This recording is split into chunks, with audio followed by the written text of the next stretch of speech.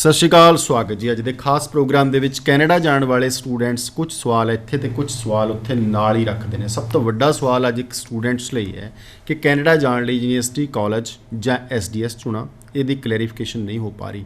ਉਹ DLI, work permits, SDS, non SDS ਬਹੁਤ confuse ਹੈ, ਜਿਹਨੂੰ ਅੱਜ ਅਸੀਂ ਡਿਟੇਲ ਦੇ ਵਿੱਚ ਜਾਣਾਂਗੇ ਕਿ DLI ਕੀ ਹੁੰਦਾ, ਵਰਕ ਪਰਮਿਟ ਕੀ ਹੁੰਦਾ, SDS, ਨੌਨ SDS ਜਿਹੜਾ ਪ੍ਰੋਗਰਾਮ ਹੈ ਕੀ ਹੈਗਾ, ਪ੍ਰਾਈਵੇਟ ਕਾਲਜਸ ਦੇ ਕੀ ਬੈਨੀਫਿਟ ਨੇ। ਇੱਕ ਸਭ ਤੋਂ ਵੱਡਾ ਇਸ਼ੂ ਇਹ ਇਸ ਵਕਤ ਪੰਜਾਬ 'ਚ ਆ ਰਿਹਾ ਹੈ ਕਿ ਜੇ SDS ਤੁਸੀਂ ਨਹੀਂ ਜਾਂਦੇ ਜਾਂ ਵਰਕ ਪਰਮਿਟ ਤੁਹਾਨੂੰ ਨਹੀਂ ਮਿਲਦਾ, ਕੀ ਤੁਸੀਂ ਉੱਥੇ ਜਾ ਕੇ ਕੀ ਕਰੋਗੇ? ਹੱਲ ਕੀ ਹੈ ਤੁਹਾਡੇ ਕੋਲ ਇਸ ਚੀਜ਼ ਦਾ ਕਿ ਜੇ ਵਿਦਆਊਟ ਵਰਕ ਪਰਮਿਟ ਵਾਲੇ ਕਾਲਜ ਦੇ ਵਿੱਚ ਜਾ ਰਹੇ ਹੋ ਤਾਂ ਕੀ ਹੱਲ ਹੈ ਉਸ ਚੀਜ਼ ਦਾ ਕਿ ਇੱਕ ਸਟੂਡੈਂਟਸ ਦਾ ਫਿਊਚਰ ਬਰਾਈਟ ਹੋਏਗਾ ਜਾਂ ਹਨੇਰੇ ਦੇ ਵਿੱਚ ਹੋਏਗਾ? ਅੱਜ ਦਾ ਜਿਹੜਾ ਸਾਡਾ ਮੁੱਦਾ ਹੈਗਾ ਇਹਦੇ ਲਈ, ਜਿੱਥੇ ਅਸੀਂ ਵੀਜ਼ਾਸ ਦੀ ਗੱਲ ਕਰਾਂਗੇ ਪੂਰੇ ਕੈਨੇਡਾ ਦੇ ਫੈਡਰਲ ਔਰ ਬਾਕੀ ਦੇ ਜਿਹੜੇ ਪ੍ਰੋਵਿੰਸਸ ਨੇ, ਚਾਹੇ ਉਹ ਬ੍ਰਿਟਿਸ਼ ਕੋਲੰਬੀਆ ਹੈ, ਅਲਬਰਟਾ ਹੈ, ਮੈਨੀਟੋਬਾ ਹੈ, ਕਿਊਬੈਕ ਹੈ, ਓਨਟਾਰੀਓ ਹੈ, ਹਰ ਸਟੇਟ ਦੇ ਵਿੱਚ ਜਾਣ ਤੋਂ ਪਹਿਲਾਂ ਕਿਹੜੀਆਂ ਗੱਲਾਂ ਦਾ ਧਿਆਨ ਰੱਖਣਾ ਹੈ। ਅਤੇ ਨਾਲੋਂ ਨਾਲ ਜਿਹੜੀ ਅਸੀਂ ਸਪੈਸ਼ਲੀ ਗੱਲ ਕਰਨੀ ਹੈ, ਉਹ ਇੱਕ ਕਾਲਜ ਨੂੰ ਅਸੀਂ ਸੱਦਾ ਦਿੱਤਾ ਅੱਜ, ਏਮਸ ਕਾਲਜ, ਜੋ ਕਿ ਮਿਸੀਸਾਗਾ ਦਾ ਇੱਕ ਬਹੁਤ ਹੀ ਫੇਮਸ ਕਾਲਜ ਹੈ। ਉਹਨਾਂ ਤੋਂ ਅਸੀਂ ਜਾਣਾਂਗੇ ਕਿ ਜਿਹੜੇ ਵਿਦਿਆਰਥੀ ਪੰਜਾਬ ਤੋਂ ਉਹਨਾਂ ਕੋਲ ਪੜ੍ਹਨ ਜਾਂਦੇ ਨੇ, ਉਹਨਾਂ ਦਾ ਵੀ ਤਾਂ ਸਵਾਲ ਨਾਲ ਹੀ ਜਾਂਦਾ ਹੈ ਕਿ ਸਰ ਮੈਨੂੰ ਵਰਕ ਪਰਮਿਟ ਨਹੀਂ ਮਿਲੇਗਾ। ਸੋ ਕੀ ਬੈਨੀਫਿਟ ਹੈ ਇੱਕ ਪ੍ਰਾਈਵੇਟ ਕਾਲਜ ਦੇ ਵਿੱਚ ਜਾਣ ਦਾ? ਵਿਦਆਊਟ ਵਰਕ ਪਰਮਿਟ ਜਾ ਕੇ ਕੀ ਤੁਸੀਂ ਕਾਮਯਾਬ ਹੋਵੋਗੇ? ਜੇ ਹੋਵੋਗੇ ਤਾਂ ਉਹਦਾ ਸਹੀ ਰਸਤਾ ਕੀ ਹੈ? ਕਾਲਜ ਤੁਹਾਨੂੰ ਇਸ ਚੀਜ਼ ਦੇ ਬਾਰੇ ਗਾਈਡ ਕਰੇਗਾ। ਅਤੇ ਨਾਲੋਂ ਨਾਲ ਵੀਜ਼ਾ ਦੀਆਂ ਅੱਗੇ ਮਈ ਸੈਪਟੈਂਬਰ ਇਨਟੇਕ ਦੀਆਂ ਗਾਈਡਸ ਲੈਣ 'ਚ ਕਿਸੇ ਵੀ ਪ੍ਰੋਵਿੰਸ ਦੇ ਵਿੱਚ ਤੁਸੀਂ ਜਾਣਾ ਹੈ। ਆਈ ਅਬਰੋਡ ਵੱਲੋਂ ਸ਼ਿਵਾਂਗੀ ਜੀ ਮੇਰੇ ਨਾਲ ਨੇ। ਸਭ ਤੋਂ ਪਹਿਲਾਂ ਦੀਕਸ਼ਿਤ ਸੋਨੀ ਜੀ, ਜੋ ਕਿ ਇਸ ਵਕਤ ਬਤੌਰ admission head AIIMS college Mississauga ਤੋਂ ਸਾਡੇ ਨਾਲ ਇਸ ਮੰਚ ਤੇ ਮੌਜੂਦ ਨੇ। ਦੀਕਸ਼ਿਤ ਜੀ, वेलकम हमारे प्रोग्राम में आपका। Thank you so much Santosh sir ji. Shivangi ji, ਤੁਹਾਡਾ ਬਹੁਤ ਬਹੁਤ ਥੈਂਕ ਯੂ ਸਰ। ਦੀਕਸ਼ਿਤ ਜੀ, ਸਭ ਤੋਂ ਪਹਿਲਾਂ ਮੈਂ ਤੁਹਾਡੇ ਵੱਲ ਇਸ ਵਕਤ ਆਊਂਗਾ ਕਿ ਕੀ ਮਾਹੌਲ ਹੈ ਇਸ ਵਕਤ ਕੈਨੇਡਾ ਦੇ ਵਿੱਚ? ਮੇਰੇ ਖਿਆਲ ਅੱਜ ਕੱਲ੍ਹ ਤਾਂ ਸੁਣਿਆ ਕਿ ਤੁਹਾਡਾ ਸ਼ਹਿਰ ਜਿਹੜਾ ਹੈ ਪੂਰਾ ਬਰਫ਼ ਨਾਲ ਢਕਿਆ ਹੋਇਆ, ਬੰਦ ਪਿਆ ਹੈਗਾ। ਸੋ ਸਟੂਡੈਂਟਸ ਦੇ ਵੈਦਰ ਦੇ ਨਾਲ ਕੀ ਹਾਲਾਤ ਨੇ ਸਾਡੇ ਪੰਜਾਬੀ ਸਟੂਡੈਂਟਸ ਦੇ ਉੱਤੇ? ਸਟੂਡੈਂਟਸ ਬਰੈਂਪਟਨ ਦੇ ਵਿੱਚ, ਬਰੈਂਪਟਨ, ਮਿਸੀਸਾਗਾ, ਟੋਰਾਂਟੋ ਦੇ ਵਿੱਚ ਆਪਣੇ ਕੋਲ ਪੰਜਾਬੀ ਸਟੂਡੈਂਟਸ ਕਾਫੀ ਨੇ। ਪੰਜਾਬ ਤੋਂ ਓਬਵੀਅਸਲੀ ਬਹੁਤ ਸਟੂਡੈਂਟਸ ਆ ਰਹੇ ਨੇ। ਤਾਂ ਇਸ ਵੇਲੇ ਠੰਡ ਕਾਫੀ ਹੋ ਰੱਖੀ ਹੈ, ਬਟ ਹੁਣ ਬਸ ਸਪਰਿੰਗ ਆਉਣ ਦੀ ਤਿਆਰੀ ਹੋ ਗਈ ਹੈ। ਸੋ ਜੋ ਇਸ ਵੇਲੇ ਤੁਸੀਂ ਸਨੋ ਸਟੋਰਮ ਵਗੈਰਾ ਦੇਖ ਰਹੇ ਹੋ, ਠੰਡਾ ਕਾਫੀ ਹੋ ਰੱਖਿਆ, ਬਟ ਇਟਸ ਗੈਟਿੰਗ ਬੈਟਰ। ਜੀ, ਮੈਂ ਨਾ ਦੋ ਤਿੰਨ ਚੀਜ਼ਾਂ ਤੁਹਾਡੇ ਤੋਂ ਥੋੜ੍ਹੀ ਕਲੀਅਰ ਕਰਾਉਣੀ ਚਾਹੂੰਗਾ। ਪੰਜਾਬੀ ਸਟੂਡੈਂਟਸ ਜਦੋਂ ਜਾਂਦਾ ਹੈ ਸਰਕਾਰੀ ਪ੍ਰਾਈਵੇਟ ਕਾਲਜ, ਉਹਨੂੰ ਸਭ ਸ਼ਬਦ ਜਿਹੜਾ ਸਮਝ ਆਉਂਦਾ, ਫਿਰ ਇੱਕ ਸ਼ਬਦ ਵੜ ਜਾਂਦਾ SPP ਤੋਂ ਬਾਅਦ ਆ ਕੇ SDS, ਫਿਰ ਕਨਫਿਊਜ਼ ਹੋ ਜਾਂਦਾ ਹੈ। ਇੱਕ 6 ਮਹੀਨੇ ਪਹਿਲਾਂ ਲਹਿਰ ਚੱਲੀ ਸੀਗੀ ਜੀ ਕਿ ਤੁਸੀਂ ਉਸ ਕਾਲਜ ਦੇ ਵਿੱਚ ਜਾਣਾ, ਜੇ ਕਾਲਜ ਚੇਂਜ ਕਰਨਾ ਤਾਂ ਦੋਵਾਂ ਕੋਲ DLI ਹੋਣਾ ਚਾਹੀਦਾ। ਸਟੂਡੈਂਟਸ ਫਿਰ ਕਨਫਿਊਜ਼ ਹੋ ਜਾਂਦਾ ਹੈਗਾ। ਵਰਕ ਪਰਮਿਟ ਇੱਕ ਤੀਜੀ ਚੀਜ਼ ਆ ਗਈ ਹੈ ਕਿ ਵਰਕ ਪਰਮਿਟ ਮਿਲਣਾ ਨਹੀਂ ਮਿਲਣਾ। ਬੱਚੇ ਨੂੰ ਇਹ ਨਹੀਂ ਪਤਾ ਲੱਗਦਾ ਕਿ ਇਹ ਪ੍ਰੋਜੈਕਟਾਂ ਦਾ ਵੀਜ਼ੇ ਦੇ ਨਾਲ, PR ਦੇ ਨਾਲ, ਵਰਕ ਪਰਮਿਟ ਦੇ ਨਾਲ, ਕਾਲਜ ਦੇ ਨਾਲ ਕੀ ਸੰਬੰਧ ਹੈਗਾ। ਥੋੜ੍ਹਾ ਮੈਂ ਡਿਟੇਲ ਦੇ ਵਿੱਚ ਜਾਣਨਾ ਚਾਹੂੰਗਾ ਕਿਉਂਕਿ ਤੁਸੀਂ ਇੱਕ ਕਾਲਜ ਤੋਂ ਆਏ ਹੋ। SDS ਦੀ, ਪ੍ਰਾਈਵੇਟ ਕਾਲਜ ਦੀ, ਵਰਕ ਪਰਮਿਟ ਦੀ, DLI ਨੰਬਰ ਦੀ ਕੀ ਮਹੱਤਤਾ ਹੈ, ਇਹਨਾਂ ਦੀ ਕੀ ਡੈਫੀਨੇਸ਼ਨਸ ਹੈਗੀਆਂ? ਓਕੇ, ਆਪਾਂ ਸਟਾਰਟ ਕਰਦੇ ਹਾਂ ਕਾਲਜ ਦੇ ਟਾਈਪਸ ਤੋਂ, ਇੰਸਟੀਟਿਊਟਸ ਦੇ ਟਾਈਪਸ ਤੋਂ। ਇਨ ਫੈਕਟ 3 ਤਰ੍ਹਾਂ ਦੇ ਇੰਸਟੀਟਿਊਟਸ ਨੇ ਕੈਨੇਡਾ ਦੇ ਵਿੱਚ। ਇੱਕ ਸਾਡੇ ਪ੍ਰਾਈਵੇਟ ਕਾਲਜਸ ਨੇ, ਇੱਕ ਪਬਲਿਕ ਕਾਲਜਸ ਨੇ ਜਿਨ੍ਹਾਂ ਨੂੰ ਕਮਿਊਨਿਟੀ ਕਾਲਜਸ ਵੀ ਕਿਹਾ ਜਾਂਦਾ ਹੈ। For example Sheridan, Humber, and then you have universities. ਤਾਂ ਤਿੰਨ ਤਰ੍ਹਾਂ ਦੇ ਇੰਸਟੀਟਿਊਟਸ ਨੇ। ਤਾਂ ਬਿਕੋਜ਼ ਮੋਸਟਲੀ ਸਟੂਡੈਂਟਸ ਸਾਡੇ ਇੰਡੀਆ ਦੇ, ਫਿਲੀਪੀਨਸ ਦੇ ਐਂਡ ਚਾਈਨਾ ਦੇ ਉੱਥੇ ਜਾਂਦੇ ਨੇ, ਤਾਂ ਯੂਨੀਵਰਸਿਟੀ ਦੀ ਆਪਣੀ ਚੈੱਕਲਿਸਟ ਹੈ। ਤਾਂ ਜੋ ਆਪਾਂ ਚੈੱਕਲਿਸਟ ਦੀ ਗੱਲ ਕਰਦੇ ਹਾਂ, ਯੂਨੀਵਰਸਿਟੀ ਕੈਟੇਗਰੀ ਹੋ ਗਿਆ, SDS ਕੈਟੇਗਰੀ ਹੋ ਗਿਆ, ਜਾਂ ਜੈਨੇਰਿਕ ਕੈਟੇਗਰੀ ਹੋ ਗਿਆ, ਆ ਵੀਜ਼ਾ ਲਾਉਣ ਦੀ ਚੈੱਕਲਿਸਟਸ ਨੇ। ਤਾਂ SDS ਕੈਟੇਗਰੀ ਲਾਸਟ ਈਅਰ ਹੀ ਇੰਟਰੋਡਿਊਸ ਹੋਈ ਹੈ, stands for student direct stream. SDS category ਦੇ ਵਿੱਚ ਤੁਸੀਂ ਕਿਸੇ ਵੀ ਪ੍ਰਾਈਵੇਟ ਜਾਂ public college, as long as the institute is a DLI। DLI is designated learning institute.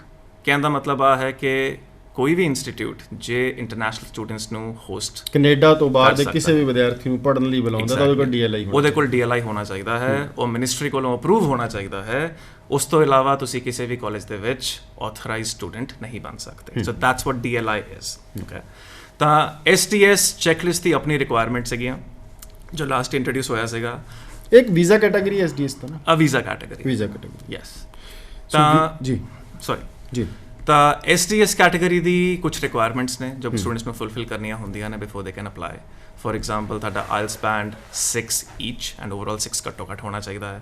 ਤੁਹਾਨੂੰ 1 ਸਾਲ ਦੀ ਫੀਸ ਕਾਲਜ ਦੀ ਪੇ ਕਰਨੀ ਹੋਣੀ ਚਾਹੀਦੀ, ਉਹਦੀ ਫੀਸ ਰਿਸੀਟ ਨਾਲ ਲੱਗੇਗੀ। ਤੁਹਾਨੂੰ 1 ਸਾਲ ਦਾ ਆਪਣੇ ਲਿਵਿੰਗ ਐਕਸਪੈਂਸਸ ਕਵਰ ਕਰਨ ਵਾਸਤੇ GIC, ਜਿਹਨੂੰ ਗਾਰੰਟੀਡ ਇਨਵੈਸਟਮੈਂਟ ਸਰਟੀਫਿਕੇਟ ਕਹਿੰਦੇ ਆ, ਈਦਰ ਫਰੋਮ ਸਕੋਸ਼ੀਆ ਬੈਂਕ ਔਰ ICICI ਬੈਂਕ, ਤੁਹਾਨੂੰ ਉਹ ਸਰਟੀਫਿਕੇਟ ਲਾਣਾ ਪਏਗਾ। Then only you can apply for a college. Now ਜਾਂ ਉਹ ਪ੍ਰਾਈਵੇਟ ਕਾਲਜ ਹੈ ਜਾਂ ਪਬਲਿਕ ਕਾਲਜ ਹੈ, that does not matter, right? What matters is your profile. ਤੁਸੀਂ ਕਿਹੜਾ ਪ੍ਰੋਗਰਾਮ ਚੂਜ਼ ਕਰ ਰਹੇ ਹੋ, ਉਹ ਪ੍ਰੋਗਰਾਮ ਕਿਉਂ ਚੂਜ਼ ਕਰ ਰਹੇ ਹੋ, ਤੁਸੀਂ ਪਹਿਲਾਂ ਕੀ ਕਰਦੇ ਸੀਗੇ, ਹੁਣ ਕੀ ਕਰਦੇ ਹੋ, ਤਾਂ ਅੱਗੇ ਕੀ ਕਰਨਾ ਚਾਹੁੰਦੇ ਹੋ। there has to be a right extrapolation ਕਿ ਮੈਂ it has to be a story ਕਿ ਮੈਂ ਆਹ ਪ੍ਰੋਗਰਾਮ ਤਾਂ ਕਰਨਾ ਚਾਹੁੰਦਾ। that's what the visa requirement is, right? ਤਾਂ ਆ ਸੀਗਾ DLI ਐਂਡ ਵੀਜ਼ਾ ਕੈਟਾਗਰੀਜ਼ ਬਾਰੇ। University checklist we won't go into that. ਜੇ ਤੁਸੀਂ ਯੂਨੀਵਰਸਿਟੀ 'ਚ ਅਪਲਾਈ ਕਰ ਰਹੇ ਹੋ, ਉਹਨਾਂ ਦੀ ਆਪਣੀ ਰਿਕੁਆਇਰਮੈਂਟਸ ਨੇ, so that's a different checklist altogether. Shivangi ji, ਮੈਂ ਤੁਹਾਡੇ ਵੱਲ ਆਉਂਗਾ। ਤੁਹਾਡੇ ਕੋਲ ਰੋਜ਼ ਬੱਚੇ ਆਉਂਦੇ ਨੇ, ਤੁਸੀਂ ਸਾਰੇ ਕੈਨੇਡਾ ਨੂੰ ਰਿਪਰੈਜ਼ੈਂਟ ਕਰਦੇ ਹੋ, ਹਰ ਪ੍ਰੋਵਿੰਸ ਦਾ ਵੀਜ਼ਾ ਲਵਾਉਂਦੇ ਹੋ। ਪਿੱਛੇ ਤੁਸੀਂ 3-4 ਸ਼ੋਅ ਕਿਊਬਿਕ ਦੇ ਉੱਪਰ ਕੀਤੇ, ਅੱਜ ਅਸੀਂ ਸਾਰੀਆਂ ਪ੍ਰੋਵਿੰਸਸ ਦੀ ਗੱਲ ਕਰਦੇ ਹਾਂ। 2 ਤਰ੍ਹਾਂ ਦਾ ਬੱਚਾ ਆਉਂਦਾ, ਇੱਕ ਐਲੀਜੀਬਲ ਫॉर SDS, ਇੱਕ ਐਲੀਜੀਬਲ SDS ਲਈ ਨਹੀਂ ਹੈ, ਉਹ ਜਰਨਲ ਲਈ ਹੈ। ਕੀ ਕਨਫਿਊਜ਼ਨ ਹੈ ਅੱਜ ਬੱਚੇ ਨੂੰ ਵੀਜ਼ਾ ਲੈਣ ਵੇਲੇ, ਜਦੋਂ ਕਿ ਬੜੀ ਇੱਕ ਸਾਫ਼ ਤੇ ਸਧਾਰਨ ਜੀ ਗੱਲ ਹੈ ਕਿ SDS ਇੱਕ ਵੀਜ਼ਾ ਕੈਟਾਗਰੀ ਹੈ, ਜਦੋਂ ਕਿ ਵੀਜ਼ੇ ਦੇ ਉੱਪਰ ਲਿਖੀ ਨਹੀਂ ਜਾਂਦੀ। ਵੀਜ਼ਾ ਮਤਲਬ ਸਭ ਲਈ ਵੀਜ਼ਾ ਇੱਕ ਬਰਾਬਰ ਹੈਗਾ। ਸੋ ਸਟੂਡੈਂਟਸ ਅੱਜ ਕਿੱਥੇ ਕਨਫਿਊਜ਼ ਹੈਗਾ? सर कहीं ना कहीं मुझे ये लग रहा है कि बच्चों को यही नहीं पता चल रहा है अभी तक, जो डिफरेंस नहीं क्लियर है, what is the difference between SDS and non SDS। हमारे पास बच्चे आ रहे हैं जो कि मुझे भी काफ़ी वियर्ड लग रहा है, शायद बच्चों को वो चीज़ें क्लियर नहीं हो पा रही हैं। हम दोबारा से ये चीज़ बोलना चाहेंगे कि SDS की एक सर ने भी बताया है यहाँ पे, दीक्षित सर ने, कि SDS की एक रिक्वायरमेंट है। अगर आप उस रिक्वायरमेंट को मीट कर रहे हो, फुलफिल कर रहे हो, then only you are like eligible for that category. Otherwise ऐसा नहीं है कि अगर आप वो रिक्वायरमेंट को नहीं फुलफिल कर रहे हो तो शायद कनाडा जाना आपके लिए पॉसिबल नहीं है, वो बिल्कुल नहीं है। अगर आप उस कैटेगरी में फॉल नहीं कर रहे हो, इन दैट केस आप जनरल कैटेगरी में जा सकते हो, एंड उसके लिए आपको जनरल की रिक्वायरमेंट्स फुलफिल करनी होंगी। बट हमारे पास क्या केस आ रहा है, बच्चा है जी, उसके 6 नॉट लेस देन 5.5 है, तो हमने हर जगह ये बताते हुए जा रहे हैं कि SDS ने क्लियर कट कह दिया है 6 नॉट लेस देन 6, और अगर आप डिपेंड करता है कौन से लेवल के लिए जाना चाहते हो, तो कई लेवल्स में 6.5 भी रिक्वायर्ड है। बच्चा फिर भी आगे डिमांड कर रहा है, मुझे हम्बर कॉलेज चाहिए, मुझे शेरिडन कॉलेज चाहिए। वहाँ पे हमें बच्चे को कन्विंस करना मुश्किल हो जाता है कि बच्चा क्या करता है। अगर तो हम बच्चे की हाँ में हाँ भर देते हैं तो अल्टीमेटली बच्चे को रिफ्यूज़ल फेस करनी पड़ सकती है, और अगर हम बच्चे को डिनाई करते हैं तो वो जिद पे अड़ जाता है कि नहीं मुझे हम्बर में चाहिए या मुझे शेरिडन में चाहिए, तो या फिर मुझे उस एरिया में दिलवा दो। तो वहाँ पे कई बार बच्चे क्या देखते हैं कि अगर हम उन्हें कोई कॉलेज ऐसा सजेस्ट कर रहे हैं जो कि अगर उनकी रिक्वायरमेंट है कि मुझे ब्रैम्पटन में जाना है, मिसिसागा में जाना है, तो जो तीसरी बात जो बच्चा फिर ये बोलता है वर्क वीज़ा। तो कई बच्चे यहाँ पे उनको ये लग रहा है कि अगर मुझे उस कॉलेज में वर्क वीज़ा नहीं मिल रहा है तो मेरा वहाँ जाने का क्या फ़ायदा है। तो ये चीज़ें हमें जो फेस करने को मिल रही हैं कि बच्चे को लग रहा है कि मैं बिना वर्क वीज़ा के अगर मैं किसी कॉलेज में जा रहा हूँ या मैं कनाडा जा रहा हूँ तो देयर इज़ नो पॉइंट, कि शायद मेरे को 1 साल के बाद वापस आना पड़ेगा। तो बच्चा वहाँ पे ये चीज़ें नहीं समझ रहा है कि वहाँ पे हम बच्चे को आगे भी बता रहे हैं कि if you are going there for 1 year या 8 महीने या साल का कोर्स लेके जा रहे हो, बट आपको कॉलेज वर्क वीज़ा नहीं दे रहा है, तो किस तरह से आप आगे प्रोसीड कर सकते हो सो दैट आपको वापस ना आना पड़े जी। तो ये चीज़ें। ਸਤਿ ਸ਼੍ਰੀ ਅਕਾਲ ਜੀ, ਮੈਂ ਜਗਦੀਸ਼ ਸੰਧੂ। ਤੁਸੀਂ ਦੇਖ ਰਹੇ ਹੋ ਇੰਟਰਨੈਸ਼ਨਲ ਪ੍ਰੋਗਰਾਮ ਦੇਸ਼ ਪ੍ਰਦੇਸ਼ ਲਾਈਵ, ਤੇ YouTube ਤੇ ਜਾ ਕੇ ਇਹਨੂੰ ਸਬਸਕ੍ਰਾਈਬ ਕਰ ਲਓ। ਇੱਧਰ ਬੈਲ ਜੀ ਬਣੀ ਹੋਈ ਹੈ, ਉਹਨੂੰ ਟਿੰਗ ਕਰ ਲਓ ਵਧੇਰੇ ਜਾਣਕਾਰੀ ਲਈ। Thank you. ਜੀ ਹੁਣ ਸਵਾਲ ਇਹ ਖੜਾ ਹੋ ਜਾਂਦਾ ਕਿ ਤੁਸੀਂ ਇੱਕ ਬਤੌਰ ਏਮਸ ਕਾਲਜ ਨੂੰ ਪ੍ਰਾਈਵੇਟ ਤੌਰ ਤੇ ਰਿਪਰੈਜ਼ੈਂਟ ਕਰਦੇ ਹੋ, ਜਿਹੜੀ ਸ਼ਿਵਾਂਗੀ ਜੀ ਨੇ ਛੱਡਿਆ, ਇੱਥੋਂ ਹੀ ਮੈਂ ਮੁੱਦਾ ਚੱਕਣਾ ਚਾਹੂੰਗਾ। ਬੱਚੇ ਦੇ ਮਨ 'ਚ ਇਹੀ ਡਾਊਟ ਹੁੰਦਾ ਹੈ ਕਿ ਮੈਂ ਚੱਲਿਆ, ਮੈਨੂੰ ਵਰਕ ਪਰਮਿਟ ਨਹੀਂ ਮਿਲਣਾ। ਇੱਥੇ ਬੈਠਿਆ ਉਹ ਜਿੱਦ ਦੇ ਵਿੱਚ ਗੈਪ ਪਵਾਈ ਜਾਂਦਾ, ਉਹ ਵੀਜ਼ੇ ਤੋਂ ਵੀ ਰਹਿ ਜਾਂਦਾ। ਵਰਕ ਪਰਮਿਟ ਤਾਂ ਤਦ ਮਿਲੇਗਾ ਨਾ ਜੇ ਤੁਸੀਂ ਵੀਜ਼ਾ ਲਓਗੇ ਤੇ ਪੜ੍ਹੋਗੇ, ਉਹ ਵੀਜ਼ੇ ਤੋਂ ਵੀ ਰਹਿ ਜਾਂਦਾ। ਸੋ ਚਲੋ ਆਪਾਂ ਇੱਕ ਉਸ ਸਟੂਡੈਂਟ ਦੀ ਗੱਲ ਕਰਦੇ ਹਾਂ ਜਿਹਨੇ ਸ਼ਿਵਾਂਗੀ ਵਰਗੀ ਕਿਸੇ ਕਾਉਂਸਲਰ ਤੋਂ ਕਾਉਂਸਲਿੰਗ ਲੈ ਕੇ ਵੀਜ਼ਾ ਲਵਾ ਲਿਆ ਪ੍ਰਾਈਵੇਟ ਕਾਲਜ ਦੇ ਵਿੱਚ, ਪਰ ਉਹ ਸਵਾਲ, ਉਹ ਡਰ, ਉਹ ਟੈਨਸ਼ਨ, ਉਹ ਸਟ੍ਰੈਸ ਨਾਲ ਲੈ ਕੇ ਜਾਂਦਾ ਕਿ ਹੁਣ ਕੀ ਹੈ, ਭਾਵੇਂ ਕਿਸੇ ਨੂੰ ਲੱਖ ਸਮਝਾਇਆ ਹੋਵੇ। ਸੋ ਕੀ ਬੈਨੀਫਿਟ ਹੈ ਇੱਕ ਵੀਜ਼ਾ ਲੈ ਕੇ ਪ੍ਰਾਈਵੇਟ ਕਾਲਜ ਦੇ ਵਿੱਚ ਪੜ੍ਹਨ ਦਾ? ਦੇਖੋ, ਮੈਂ ਇੱਕ ਗੱਲ ਕਲੀਅਰਲੀ ਕਹਿਣਾ ਚਾਹੂੰਗਾ ਕਿ ਬੱਚੇ ਨੂੰ ਇਵੈਂਚੁਅਲੀ, ਜੋ ਵੀ ਬੱਚਾ ਜਾਂਦਾ ਹੈ ਇਵੈਂਚੁਅਲੀ ਉੱਥੇ ਪੱਕਾ ਹੋਣਾ ਚਾਹੁੰਦਾ, PR ਲੈਣਾ ਚਾਹੁੰਦਾ, ਰਾਈਟ। ਤਾਂ ਉਹਦਾ ਜੋ ਸਟੈਪਸ ਨੇ, ਪਹਿਲੀ ਚੀਜ਼ ਤੁਸੀਂ ਜਾ ਕੇ ਉੱਥੇ ਪੜ੍ਹਾਈ ਕਰਦੇ ਹੋ। ਪੜ੍ਹਾਈ ਪੂਰੀ ਕਰਨ ਤੋਂ ਬਾਅਦ ਤੁਹਾਨੂੰ you have to apply for a post graduate work permit. ਤੁਸੀਂ ਉੱਥੇ ਐਕਸਪੀਰੀਅੰਸ ਲੈਂਦੇ ਹੋ, ਫਿਰ ਤੁਸੀਂ ਐਕਸਪ੍ਰੈਸ ਐਂਟਰੀ ਜਾਂ ਕਿਸੇ ਵੀ PNP ਪ੍ਰੋਗਰਾਮ ਦੇ ਥਰੂ ਤੁਸੀਂ ਅੱਗੇ PR ਵਾਸਤੇ ਅਪਲਾਈ ਕਰਦੇ ਹੋ, ਰਾਈਟ। ਤਾਂ ਇਵੈਂਚੁਅਲੀ ਤੁਹਾਨੂੰ ਪੋਸਟ ਗ੍ਰੈਜੂਏਟ ਵਰਕ ਪਰਮਿਟ ਤਾਂ ਇੱਕ ਨੈਸੈਸਿਟੀ ਹੈ ਹੀ ਹੈ, ਰਾਈਟ। ਤੁਸੀਂ ਕਿਊਬੈਕ ਤੋਂ ਬਾਹਰ ਕਿਸੇ ਵੀ ਪ੍ਰਾਈਵੇਟ ਕਾਲਜ ਪੜ੍ਹ ਰਹੇ ਹੋ, ਯੈਸ, ਤੁਹਾਨੂੰ ਪੋਸਟ ਗ੍ਰੈਜੂਏਟ ਵਰਕ ਪਰਮਿਟ ਨਹੀਂ ਹੈ, ਰਾਈਟ। ਐਜ਼ ਆਫ ਨਾਓ ਤੁਹਾਡੇ ਕੋਲ ਪੋਸਟ ਗ੍ਰੈਜੂਏਟ ਵਰਕ ਪਰਮਿਟ ਨਹੀਂ ਹੈਗਾ।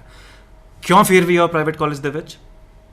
ਕੁਝ ਬੈਨੀਫਿਟਸ ਵੀ ਨੇ ਪ੍ਰਾਈਵੇਟ ਕਾਲਜ ਦੇ, ਜਿੱਦਾਂ ਤੁਸੀਂ ਬੜੀ ਵਧੀਆ ਰੱਖੀ ਕਿ ਜੇ ਬੱਚਾ ਕਹੇ ਕਿ ਮੈਂ ਤਾਂ ਆਪਣਾ ਆਇਲਸ ਸਕੋਰ ਵਧਾਊਂਗਾ, ਮੈਂ ਬਾਰ-ਬਾਰ ਆਇਲਸ ਦੀ ਤਿਆਰੀ ਕਰ ਰਿਹਾ, ਪ੍ਰੈਕਟਿਸ ਕਰ ਰਿਹਾ, ਗ੍ਰੈਜੂਏਸ਼ਨ ਹੋਇਆ, ਸਾਲ ਹੋ ਗਿਆ, 1.5 ਸਾਲ ਹੋ ਗਿਆ, 2 ਸਾਲ ਹੋ ਗਿਆ, ਆਇਲਸ ਆਏਗਾ ਨਹੀਂ ਆਏਗਾ ਉਹ ਬਾਅਦ ਦੀ ਗੱਲ ਹੈ, ਹੋਪਫੁਲੀ ਆ ਜਾਏਗਾ, ਬਟ ਐਟ ਵਾਟ ਕੋਸਟ? ਤੁਹਾਡੀ ਪ੍ਰੋਫਾਈਲ ਦੇ ਵਿੱਚ ਆਲਰੇਡੀ ਗੈਪ ਆ ਚੁੱਕਾ ਹੈ, ਐਂਡ ਕੰਸਲਟੈਂਟਸ ਕਹਿੰਦੇ ਨੇ ਕਿ ਤੁਸੀਂ ਤੁਹਾਡੀ 10 ਸਾਲ ਦੀ ਜੋ ਹਿਸਟਰੀ ਜਾਂਦੀ ਹੈ ਕਿ ਤੁਸੀਂ ਕੀ ਕਰ ਰਹੇ ਸੀਗੇ, ਕਿ ਆਇਲਸ ਦੀ ਤਿਆਰੀ ਕਰ ਰਹੇ ਸੀਗੇ, that is not a justifiable answer. It's not an academic course. This is not an academic course. Exactly. You can't say ਕਿ ਮੈਂ ਇੰਗਲਿਸ਼ ਦੀ ਤਿਆਰੀ ਕਰ ਰਿਹਾ ਸੀਗਾ ਆਇਲਸ ਵਾਸਤੇ।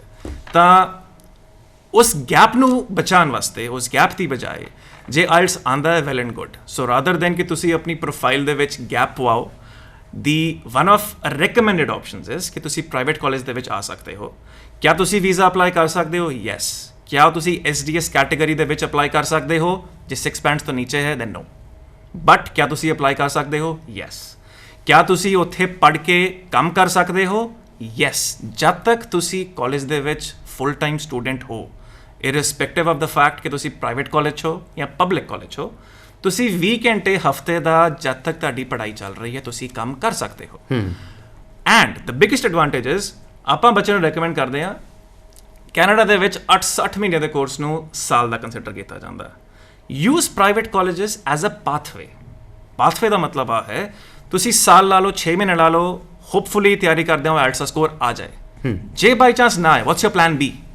ਰਾਈਟ, ਉਸ ਟਾਈਮ ਤੇ ਫਾਲਤੂ ਦੀ ਡਾਕੂਮੈਂਟਸ ਲਾਉਣ ਤੋਂ ਬਜਾਏ if you change your path, come to a private college, 8 ਮਹੀਨੇ ਦਾ ਕੋਰਸ ਪੜ੍ਹ ਕੇ ਤੁਸੀਂ ਉੱਥੇ ਆਪਣੇ ਨੈਕਸਟ ਐਡਮਿਸ਼ਨ ਦੇ ਵਿੱਚ you can use it as a language requirement waiver. ਜੀ, ਕਹਿਣ ਦਾ ਮਤਲਬ ਆ ਹੈ ਤੁਸੀਂ ਜੇ ਕੈਨੇਡਾ ਸਾਲ ਪੜ੍ਹੇ ਹੋ, ਤੁਹਾਨੂੰ ਨੈਕਸਟ ਕਾਲਜ ਐਡਮਿਸ਼ਨ ਲੈਣ ਵਾਸਤੇ, let's say it's a public college, ਜੇ ਤੁਹਾਡੀ ਐਡਮਿਸ਼ਨ ਸਿਰਫ ਆਇਲਟਸ ਕਰਕੇ ਰੁਕੀ ਹੋਈ ਸੀਗੀ, ਤੁਹਾਡੀ IELTS the requirement automatically wave of ਹੋ ਜਾਂਦੀ ਹੈ। ਜੇ ਤੁਹਾਡੀ ਪ੍ਰੋਫਾਈਲ ਦੇ ਵਿੱਚ ਗੈਪ ਸੀਗਾ, ਜਦੋਂ ਤੁਸੀਂ ਪ੍ਰਾਈਵੇਟ ਕਾਲਜ ਦੇ ਵਿੱਚ 4 ਜਾਂ 8 ਮਹੀਨੇ ਪੜ੍ਹ ਲੈਂਦੇ ਹੋ, 8 ਮਹੀਨੇ ਪੜ੍ਹ ਲੈਂਦੇ ਹੋ, ਅੱਗੇ ਵਰਕ ਪਰਮਿਟ ਵਾਲੇ ਕਾਲਜ ਦੇ ਵਿੱਚ ਜਾਣਾ ਤਾਂ ਤੁਹਾਨੂੰ ਆਇਲਟਸ ਦੀ ਜ਼ਰੂਰਤ ਨਹੀਂ ਪੈਂਦੀ। Okay, right.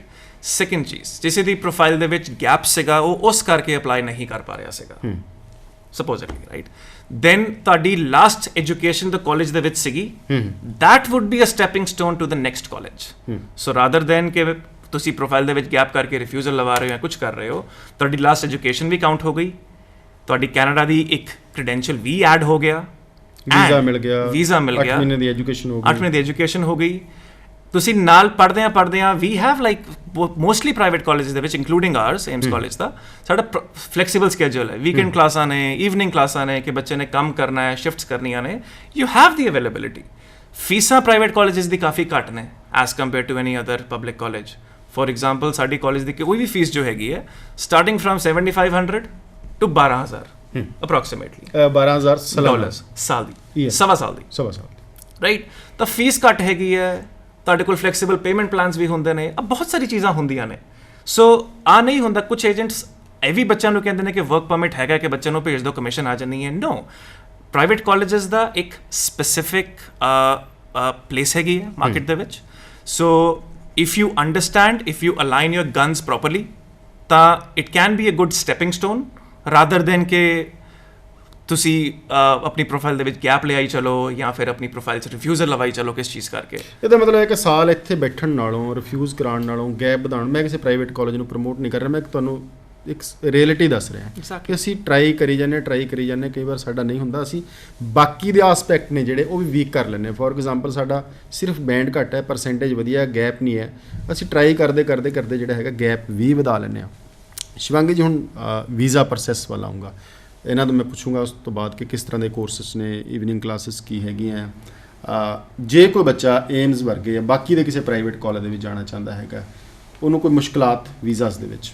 सर वीज़ाज़ में कोई प्रॉब्लम नहीं है अनलेस आप उसकी रिक्वायरमेंट नहीं फुलफ़िल कर रहे हो। आप एम्स कॉलेज में जाना चाहते हो या रिलेटेड कोई भी ऐसे प्राइवेट कॉलेज में जाना चाहते हो, you have a check list.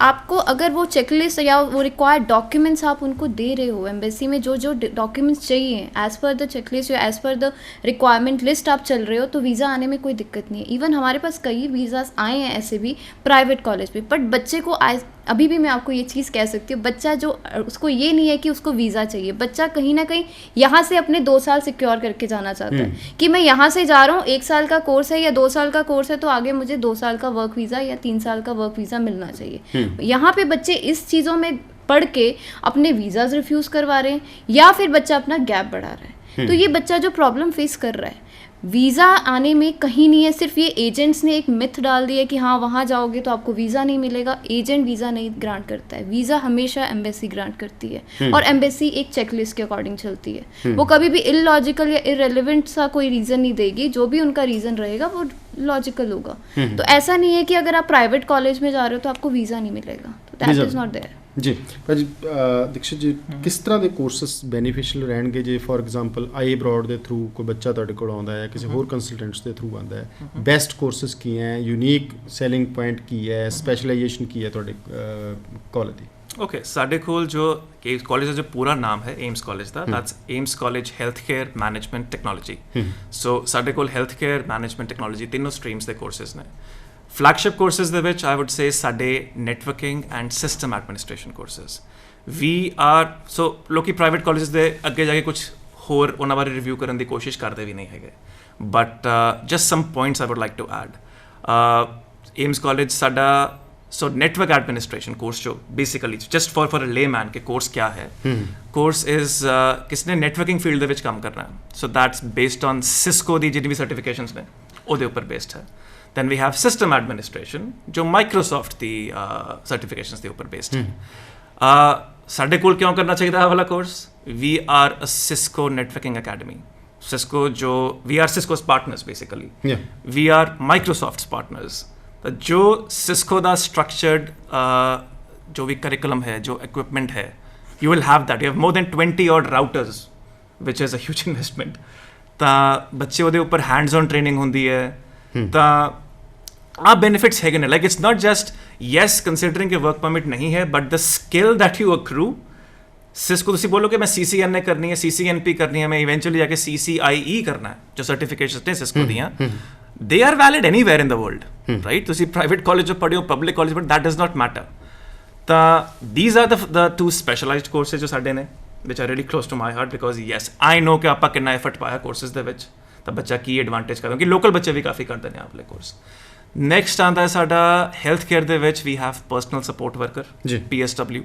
कोई भी हेल्थ केयर का प्रोफेशनल है या कोई नर्स है या जो मेडिकल तो बाद बच्चे जाना चाहते हैं, PSW काफ़ी शॉर्ट कोर्स है। आफ्टर 12th और ग्रेजुएशन दोनों बच्चे जा सकते हैं। Whenever you are choosing a course की हायरार्की एडी मैटर नहीं करती है जिन्नी मैटर करती है कि तुहाडा कोर्स तुहाडी प्रोफाइल च वैल्यू ऐड की कर रहा है, राइट? फॉर एग्जाम्पल जे मैं 12वीं तो बात करा कि मैं नेटवर्किंग विच जाना चाहना, आई हैव स्टूडेंट्स जो इंजीनियरिंग करके भी नेटवर्किंग दे विच आए हुए ने। Canada is a land of specialisations. इत्थे होंदा है कि बैचलर्स की, मास्टर्स की, there what matters is what you bring to the table, तुहाडे कोल स्किल क्या हैगी है। सो प्राइवेट कॉलेज का एक एक्रोनिम ये भी है, we are actually private career colleges, which typically means to get people on the job in the shortest amount of time. Ta hit the nail right on the head, right? No research based, only practical based.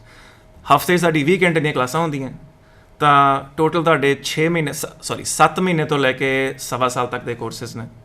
तो health care हो गया, technology हो गया, management दे विच साडे कोल accounting and business management का course है 1.25 साल का।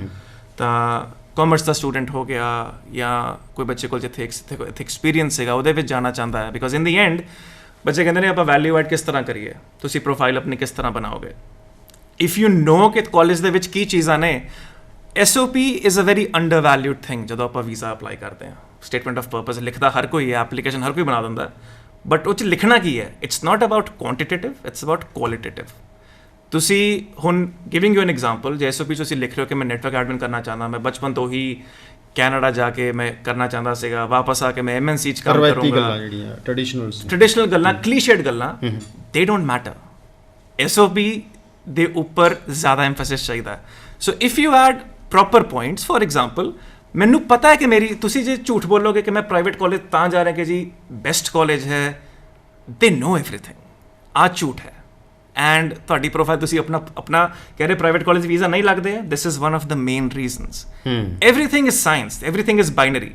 ਤੁਸੀਂ ਉਹਨੂੰ ਜੇ ਬੇਸਿਕ ਸਟੈਪਸ ਲੈ ਕੇ ਉਹਨੂੰ ਪੂਰਾ ਕਰੀ ਚੱਲੋ, there is nothing which can actually research ਦੀ ਬਹੁਤ ਕਮੀ Research ਦੇ ਰਿਸਰਚ ਉੱਪਰ ਦੀ ਹੈ, ਕਮੀ ਹੈ, ਕਾਲਜਸ ਨੂੰ ਮਿਲਦੇ ਨਹੀਂ, ਅੱਛਾ ਕੰਸਲਟੈਂਟਸ ਗਾਈਡ ਨਹੀਂ ਕਰਦਾ, ਬੱਚਾ ਐਡਵਰਟਾਈਜ਼ਮੈਂਟ 'ਚ ਮੋਹਿਤ ਹੋ ਕੇ ਪ੍ਰਾਈਵੇਟ ਕਾਲਜ ਤੋਂ ਡਰ ਜਾਂਦਾ ਹੈ, ਵਰਕ ਪਰਮਿਟ ਤੋਂ ਡਰ ਜਾਂਦਾ ਹੈ, ਇਹ ਨਹੀਂ ਸੋਚਦਾ ਕਿ ਮੈਂ ਵੀਜ਼ਾ ਲੈ ਕੇ ਜਾਂ ਵੀਜ਼ਾ ਕਿਵੇਂ ਲੈਣਾ, ਜਿਵੇਂ ਦੀਕਸ਼ਿਤ ਜੀ ਨੇ ਗੱਲ ਕੀਤੀ ਹੈ, ਇੱਕ ਬਹੁਤ ਵੱਡੀ ਚੀਜ਼ ਹੈਗੀ ਹੈ। ਸੋ ਆਈ ਬਰਾਡ ਵੱਲੋਂ ਜਿਹੜੇ ਵਿਦਿਆਰਥੀ ਸ਼ਿਵਾਂਗੀ ਜੀ ਇਸ ਵਕਤ ਓਨਟਾਰੀਓ, BC ਜਾਂ ਬਾਕੀ ਸਟੇਟਾਂ 'ਚ ਜਾਣਾ ਚਾਹੁੰਦੇ ਉਹਨਾਂ ਲਈ ਕੀ ਹੈ ਤੁਹਾਡੇ ਕੋਲ ਮਈ ਸੈਪਟੈਂਬਰ ਇਨਟੇਕ ਦੀਆਂ ਕੀ ਪॉसिबिलिटीज अवेलेबल है? सर अगर कोई बच्चा इस टाइम पे मई इनटेक के लिए टारगेट कर रहा है तो येस, मई इनटेक में कुछ हमारे पास कुछ कोर्सेज़ में अभी सीट्स अवेलेबल है। रेस्ट हमारे पास सारे सीट्स मैक्सिमम सीट्स ऑक्यूपाइड हैं, फुल हो चुकी हैं। कुछ कोर्सेज़ में अभी होंगी सीट्स अवेलेबल जो हम आपको बता सकते हैं। रेस्ट अगर आपने जाना है सितंबर इनटेक के लिए आप टारगेट कर सकते हो, क्योंकि वहाँ पे आपको you will get n number of courses, like you think of a course and you will get that course. But May intake के लिए समवेयर आपको कहीं ना कहीं हो सकता है कोर्स के साथ कॉम्प्रोमाइज़ करना पड़े, तो इन दैट केस आप सितंबर इनटेक भी आपके पास है जिसकी भी एडमिशन स्टार्ट हो चुकी है। एम्स ਦੇ ਵਿੱਚ ਹੈ ਕੁਝ ਸੀਟਸ ਬਚੀਆਂ ਤੁਹਾਡੇ ਕੋਲ ਮਈ ਦੀਆਂ? ਨੈਕਸਟ ਇਨਟੇਕ ਸਾਡੇ ਕੋਲ ਮੇ ਹੈ, ਬਟ ਸਾਡੇ ਕੋਲ ਹਰ 2 ਮਹੀਨੇ ਚ ਇਨਟੇਕ ਹੁੰਦਾ। ਅੱਛਾ, 2 ਮਹੀਨੇ ਬਾਅਦ? 2 ਮਹੀਨੇ ਬਾਅਦ ਇਨਟੇਕ ਹੁੰਦਾ। ਸੋ ਡਿਪੈਂਡਿੰਗ ਔਨ ਕਿ ਹੁਣ let's say we have options ਕਿ ਤੁਸੀਂ ਮਾਰਨਿੰਗ ਬੈਚ ਕਰ ਸਕਦੇ ਹੋ, ਈਵਨਿੰਗ ਬੈਚ ਕਰ ਸਕਦੇ ਹੋ, ਵੀਕਐਂਡ ਬੈਚਸ ਕਰ ਸਕਦੇ ਹੋ, ਹਫਤੇ 'ਚ ਵੀਕਐਂਡ ਦੀ ਪੜ੍ਹਾਈ ਹੋਏਗੀ। ਤਾਂ ਡਿਪੈਂਡਿੰਗ ਔਨ ਕਿ course the demand and depending on the number of applications, so we typically offer courses every 2 months, rolling intake hunda hai. So this basically goes like a full circle, assuming there are 10 courses in a particular program. Courses matlab subjects Canada de vich, assuming there are 10 subjects, ਤੁਸੀਂ 1 to 10 the sequence ਕਰਨੀ ਹੈ। if you start at 1 ਤਾਂ 10 ਤੇ ਖਤਮ ਕਰੋਗੇ, if you start at 2 ਤਾਂ ਤੁਸੀਂ 1 ਤੇ ਖਤਮ ਕਰੋਗੇ, 3 ਤੇ ਸ਼ੁਰੂ ਕਰੋਗੇ ਤਾਂ 2 ਤੇ ਖਤਮ ਕਰੋਗੇ। so it goes a full circle। So entry points ਹਰ 2 ਮਹੀਨੇ 'ਚ ਹੁੰਦਾ। ਤੁਸੀਂ ਕਿੰਨੇ ਦਿਨੋਂ ਜੇ ਬੱਚੇ ਨੇ, ਕਿਉਂਕਿ ਸਮਾਂ ਸਾਡੇ ਕੋਲ ਤਾਂ ਅਲਾਓ ਨਹੀਂ ਕਰ ਰਿਹਾ, ਆਈ ਬਰਾਡ ਦੇ ਵਿੱਚ ਬੱਚਾ ਆ ਕੇ ਜਿਹੜੇ ਸਾਡੇ ਸ਼ੋਅ ਦੇਖ ਰਹੇ ਨੇ ਕੋਈ ਡਿਟੇਲ 'ਚ ਜਾਣਕਾਰੀ ਲੈ ਸਕਦਾ, ਕਿੰਨੇ ਦਿਨ ਲਈ ਤੁਸੀਂ ਸ਼ਿਵਾਂਗੀ ਜੀ ਨਾਲ ਕੋਲ ਅਵੇਲੇਬਲ ਹੋ? ਮੈਂ ਇਸ ਵੇਲੇ ਇੱਕ ਹਫ਼ਤੇ ਵਾਸਤੇ ਕੈਨੇਡਾ ਤੋਂ ਇੰਡੀਆ ਦੇ ਵਿੱਚ ਹੀ ਹੈਗਾ। ਤਾਂ ਆਈ ਬਰਾਡ ਸਾਡੇ ਆਥੋਰਾਈਜ਼ਡ ਪਾਰਟਨਰਸ ਵੀ ਨੇ, ਸਾਡੇ ਕੋਲ recruiting partners, we have a network, but I Broad ਦੇ so in case you have any questions ਤੁਸੀਂ ਆਈ ਬਰਾਡ ਨੂੰ ਕੰਟੈਕਟ ਕਰ ਸਕਦੇ ਹੋ। In case in next 1 week in case you have any questions you can ਤੁਸੀਂ directly I Broad ਦੇ through ਮੈਨੂੰ ਵੀ ਕੰਟੈਕਟ ਕਰ ਸਕਦੇ ਹੋ। ਥੈਂਕ ਯੂ ਦੀਕਸ਼ਿਤ ਜੀ, ਬਹੁਤ ਮਿਹਰਬਾਨੀ। ਸ਼ਿਵਾਂਗੀ ਜੀ ਤੁਹਾਡਾ ਵੀ ਧੰਨਵਾਦ, ਕਿਉਂਕਿ ਸਮਾਂ ਇੰਨਾ ਨਹੀਂ ਹੁੰਦਾ ਕਿ ਅਸੀਂ ਹਰ ਗੱਲ ਡਿਸਕਸ ਕਰ ਸਕੀਏ। ਅਸੀਂ ਮੋਟਾ ਤੁਹਾਨੂੰ ਦੱਸਿਆ ਕਿ ਵਰਕ ਪਰਮਿਟ ਪ੍ਰਾਈਵੇਟ ਕਾਲਜ ਦੇ ਵਿੱਚ ਜਾ ਕੇ ਵੀ ਕਿਵੇਂ ਪ੍ਰਾਪਤ ਕਰ ਸਕਦੇ ਹੋ, ਜਾਂ ਇਹਦਾ ਡਰ ਕਿਵੇਂ ਦੂਰ ਹੋ ਸਕਦਾ ਹੈ। DLI ਪ੍ਰਾਈਵੇਟ ਜਿਹੜਾ ਹੈਗਾ, ਖਾਸ ਤੌਰ ਤੇ SDS ਕਾਲਜਸ ਨੇ, ਇਹਨਾਂ ਦੀ ਕੀ ਮਹੱਤਤਾ ਹੈਗੀ ਹੈ। ਹੋਰ ਬਹੁਤ ਸਾਰੇ ਸਵਾਲ ਮੇਰੇ ਤੋਂ ਇਲਾਵਾ ਤੁਹਾਡੇ ਜ਼ਿਹਨ 'ਚ ਹੁੰਦੇ ਨੇ। ਇੱਕ ਹਫ਼ਤਾ ਆਈ ਅਬਰਾਡ ਦੇ ਦਫ਼ਤਰ ਦੇ ਵਿੱਚ ਤੁਸੀਂ ਜਾ ਕੇ ਸ਼ਿਵਾਂਗੀ ਜੀ ਜਾਂ ਦੀਕਸ਼ਿਤ ਜੀ ਨੂੰ ਮਿਲ ਸਕਦੇ ਹੋ। ਆਪਣੇ ਸਵਾਲ ਨੇ ਜਿਹੜੇ ਪ੍ਰਾਈਵੇਟ ਕਾਲਜ ਦੇ ਵਿੱਚ ਦਾਖਲਾ ਲੈ ਕੇ, ਵੀਜ਼ਾ ਲੈ ਕੇ, ਅੱਗੇ ਵਰਕ ਪਰਮਿਟ ਕਿਵੇਂ ਪ੍ਰਾਪਤ ਕਰਨਾ ਹੈ, ਇਹਦੀ ਡਿਟੇਲਡ ਜਾਣਕਾਰੀ ਲੈ ਸਕਦੇ ਹੋ। ਸਾਡਾ ਸ਼ੋਅ ਦੇਖਣ ਵਾਸਤੇ ਇੱਕ ਵਾਰ ਤੁਸੀਂ ਦੇਸ਼ ਪ੍ਰਦੇਸ਼ ਲਾਈਵ ਤੇ ਵੀ ਵਿਜ਼ਿਟ ਕਰ ਸਕਦੇ ਹੋ। ਆਪਣੇ ਦੋਸਤ ਰਣਵੀਰ ਸਿੰਘ ਨਾਲ। ਧੰਨਵਾਦ, ਸਤਿ ਸ਼੍ਰੀ ਅਕਾਲ।